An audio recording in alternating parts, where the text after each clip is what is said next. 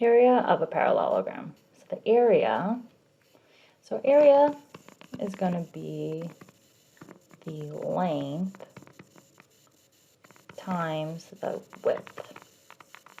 We're going to indicate it like that because sometimes you can see it like this, and I don't want to confuse it with an x, as in multiplication is not an x, right? In terms of it's not another variable involved. So example 1, a landscaper needs to put sod grass down for a client. Before ordering the sod grass, the landscaper needs to measure the area. So we're going to find the area for the landscaper. So we see we have a 72 and 95. We can say this is the length and this is the width. It actually doesn't matter. You can indicate whichever one you want. So the area, right, length times width, well, that would be 72 times 95. So let's get our calculators out to multiply.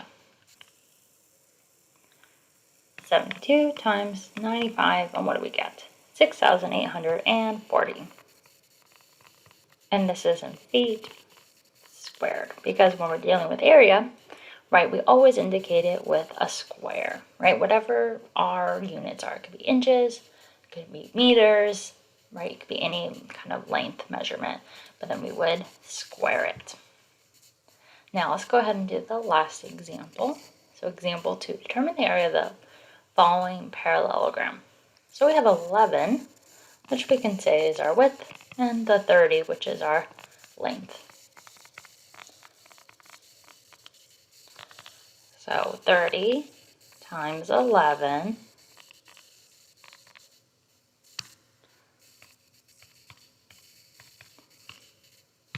is equal to 330 inches squared. So that would be our solution. Now another way to look at this, right, if we were, so this is, what we're going to do is put it right here, right? So this triangle goes to right there. So you get this whole, right? So this is 30 and this is 11. And so that's why we can go the length times the width. We don't need to worry about this because really if we just put it right there, it's just like, right, a rectangle.